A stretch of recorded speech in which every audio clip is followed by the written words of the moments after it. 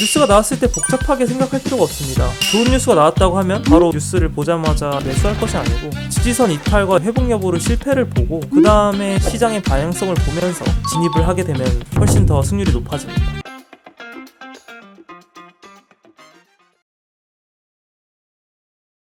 안녕하세요, 코인9원입니다. 요즘 전쟁 뉴스나 아니면 뉴스에 관해서 좋은 뉴스가 나왔는데도 이제 오히려 가격이 빠지는 경우도 있고, 반대로 전쟁 뉴스가 나왔는데도 잠깐 흔들리고 다시 올라가는 경우도 있습니다. 오늘 아침에도 이제 전쟁이 좀 길어질 것 같다라는 관련의 뉴스가 나오면서 비트코인 가격이 조금 빠지게 됐는데, 이런 뉴스들 때문에 스트레스 많이 받는 요즘 많은 분들이 이런 구간에서 헷갈리게 됩니다. 분명히 뉴스는 좋았는데 왜 떨어지는 건지, 반대로 전쟁 뉴스면 완전히 더 빠져야 되는 거 아닌 건지, 이럴 때는 뉴스 보고 손절해야 되나 아니면 기다려야 되나, 이런 부분에 대해서 한번 뉴스 관련한 이제 차트의 가격의 움직임에 대해서 얘기해 보려고 합니다. 해당 영상은 뉴스를 무시하라는 영상이 아닙니다. 뉴스나 시황 굉장히 중요하죠. 특히 전쟁이나 규제, 금리, 법안, 이런 이슈는 시장의 분위기를 크게 흔들게 됩니다. 근데 중요한 건 이겁니다. 좋은 뉴스가 나왔다고 해서 좋은 매매가 자리가 되는 것도 아니고, 반대로 나쁜 뉴스가 나왔다고 해서 무조건 손절해야 되는 자리도 아닙니다. 오늘의 이슈는 이제 왜 뉴스보다 차트가 기준이 먼저인지, 그리고 전쟁 뉴스처럼 이제 시장이 이렇게 흔들릴 때 손절과 관망 어떤 기준으로 나눠야 하는지 예시와 함께 정리해 보려고 합니다. 먼저 뉴스는 방향을 설명해 줍니다. 왜 올랐는지, 왜 빠졌는지, 시장이 어떤 재료를 지금 보고 있는지를 알려줍니다. 문제는 뉴스가 진입자리까지 알려주지는 않는다는 점입니다. 예를 들어 규제 완화 기대 뉴스가 나왔습니다. 이건 분명히 좋은 재료일 수 있습니다. 그런데 가격이 이미 며칠 동안 올라 있었으면 어떨까요? 예를 들어 클래리티 법원 같은 경우죠. 그럼 그 뉴스는 새로 들어오는 사람에게 좋은 기회가 아니라 기존 보유자에게는 수익 실현의 기회가 될 수 있습니다. 즉, 뉴스는 맞을 수 있습니다. 해석도 크게 틀리지 않을 수 있고요. 근데 이제 진입 위치가 틀리면 결과는 손실이 될 수 있습니다. 그래서 뉴스는 사실 참고 자료이고, 실제 매매 기준, 진입점은 차트에서 정해야 되겠죠. 이건 초보만의 문제가 아닙니다. 많은 사람들이 뉴스를 보고 겪는 문제입니다. 왜냐하면 뉴스는 사람을 이제 급하게 만들고 심리를 흔들기 때문입니다. 좋은 뉴스가 나오면 놓치기 싫고, 나쁜 뉴스가 나오면 당장 던지고 싶게 만듭니다. 그 순간 이제 판단이 흐려지게 되죠. 그래서 뉴스가 클수록 이제 더 필요한 것이 예측이 아니고 기준점일 것 같습니다.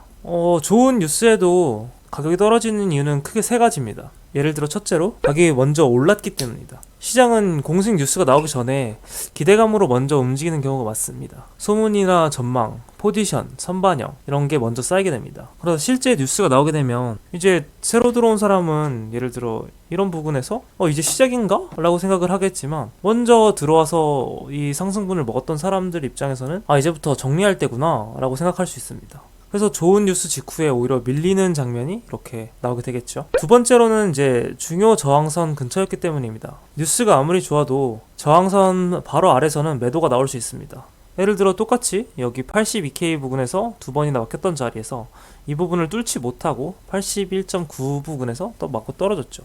예를 들어 그런 자리일 수도 있고, 이전 고점에서 물린 사람들이 본전 매도를 할 수 있는 좋은 자리였던 것 같습니다. 세 번째로는 시장 전체의 분위기가 좀 조심스러운 상태였을 수 있는데요. 예를 들어 코인 관련해서 뉴스는 좋았으나, 근데 동시에 이제 지금처럼 이제 전쟁 리스크나 거시적 시황이 불안을 가지고 있다면 시장 전체는 위험 자산에 대한 공격적으로 들어가기보단 리스크를 줄이는 쪽으로 반응할 수 있습니다. 즉, 개별적인 뉴스는 좋을 수 있어도 시장 전체가 리스크가 이제 더 크게 작용하는 순간이 있습니다. 그걸 이해하지 못하면 분명히 호재가 떴는데 왜 가격이 하락하지? 이런 질문만 계속 하게 됩니다. 그래서 뉴스 자체보다는 그 뉴스가 나왔던 시기와 전체적인 시장의 상태를 반영할 수 있는지 도 중요하다라는 점입니다.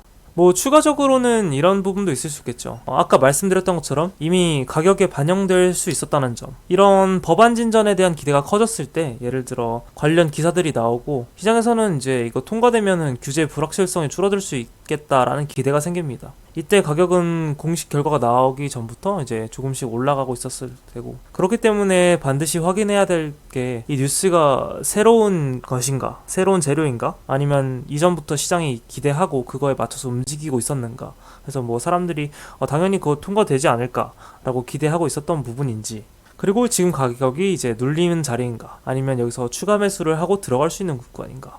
이런 질문 없이 뉴스만 보고 들어가면 좋은 뉴스가 오히려 이제 나쁜 진입 자리를 만들 수도 있습니다. 그래서 이런 부분에서 지지할 것이라고 믿고 진입하신 분들은 아마 손절을 아직 하지 못하고 계신 분들도 있겠죠.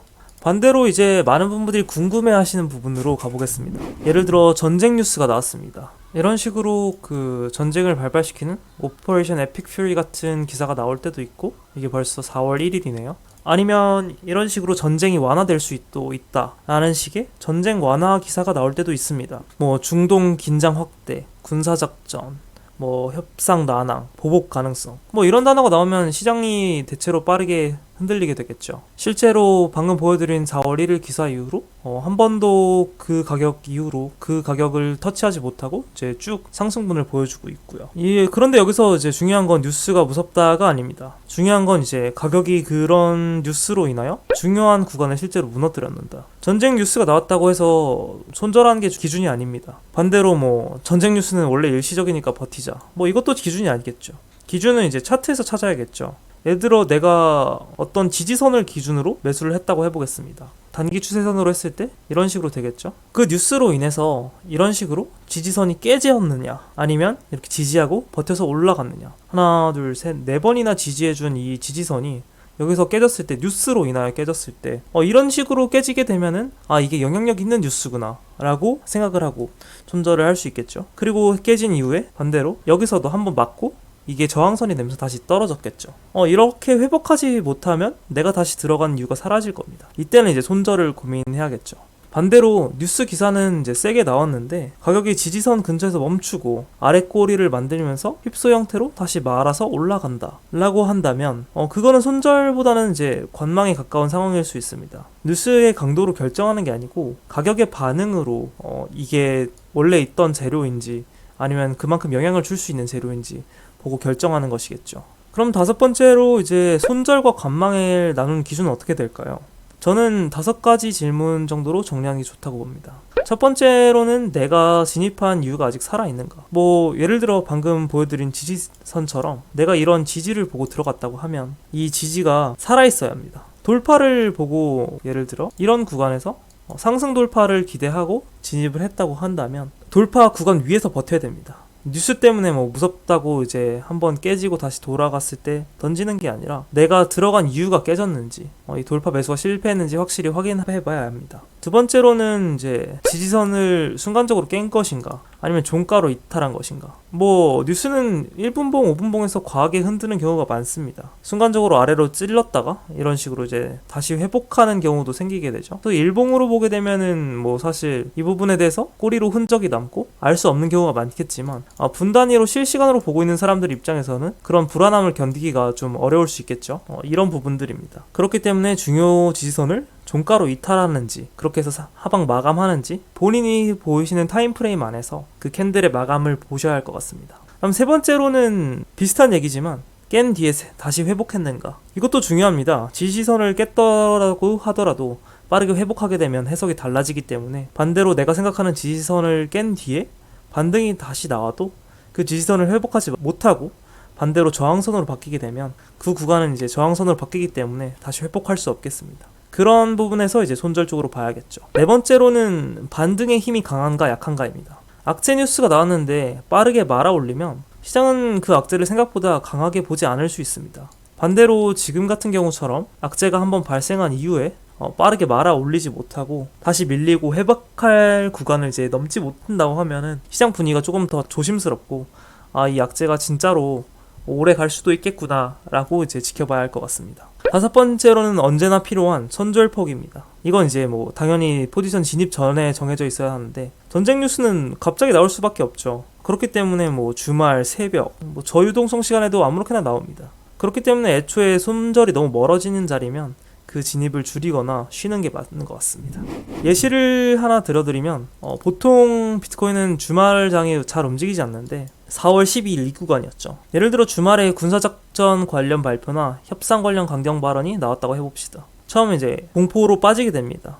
이날 이제 12일날 부통령이 협상이 부결됐다고 하면서 가격이 약 3% 정도 이제 빠지게 됐었는데 주말이라서 유동성이 얇으면서 하락폭이 평일보다 조금 더 크게 보일 수도 있습니다. 근데 여기서 봐야 될 거는 가격이 어디서 멈췄느냐인데 직전 지지선 아래로 완전히 내려갔는가, 보시면 이 꼬리를 이제 다 내리지 않고 여기서 상승 구간에서 멈춰 주었죠. 그리고 내려갔다면 1시간 봉 이상으로 기준으로 회복했는가, 그리고 반등이 나왔을 때 직전 지지선인 이런 횡보 구간에서 강하게 뚫어 올리면서 다시 지지선 위로 올라오는가, 아니면 지지선 아래서 계속 막히는가, 머리를 2번 이상 부딪히면서 떨어진 게 아닌 거의 한두 번에 이제 강하게 밀어붙이면서 올린 이런 모습을 보여줬죠. 반대로 악재가 아닌 호재의 경우에도 마찬가지입니다. 이런 클래리티 액트 같은 호재 뉴스가 나왔을 때도 뉴스 직후 이제 위로 가격이 튀게 됩니다. 그런데 중요한 건 이제 저항선 윗꼬리를 달고 다시 가격이 밀리게 됐습니다. 이건 좋은 뉴스가 나왔더라도 좋은 매매 자리는 아니었다 라는 뜻일 수 있습니다. 반대로 이제 여기 저항선을 돌파하고 82K를 넘어서 올라갔다고 하면은 굉장히 좋은 자리였겠죠. 그런 경우에는 이제 오히려 반대로 돌파 매매를 하는 것이 좋아 보입니다. 그때는 이제 뉴스와 차트가 같이 맞아 떨어지는 자리라고 볼 수 있고, 좋은 뉴스는 이제 진입 버튼을 누르게 만드는 게 아니라 차트의 기준을 통과했을 때 의미가 이제 커지는 거죠. 아, 이런 기대감으로 인해서 시장에 돈이 들어오고 앞으로도 이걸로 가격을 상승시킬 수 있겠구나 라고 좋은 근거가 되는 거겠죠. 이제 결론에 가까워집니다. 같은 뉴스라도 같은 가격 위치가 다르면 해석이 달라집니다. 좋은 뉴스가 나왔는데 이미 많이 오른 구간이라면 추격 매수가 될 수 있습니다. 반대로 이제 좋은 뉴스가 나왔는데 저항선 바로 아래면 막힐 수도 있겠죠. 반대로 또 나쁜 뉴스가 나왔는데 이미 빠지고 지지선 근처라면 오히려 과도한 공포일 수 있기 때문에 좋은 매수 타점이 될 수도 있습니다. 즉 뉴스도 결국 하나의 보조지표처럼 하나의 근거일 뿐입니다. 그 재료가 지금 자리에서 어떤 의미를 가지는지는 차트가 결정합니다. 뉴스보다 이제 먼저 봐야 할 것은 지금 가격이 어디에 있는지, 그리고 위에는 또 어떤 저항들이 있는지, 그리고 또 반대로는 아래에는 또 어떤 저항들이 있는지, 그리고 내가 틀렸다고 인정할 기준은 어디까지인가, 이런 거에 정해지지 않으면 뉴스 호재나 악재가 나올 때마다 흔들리게 되겠죠.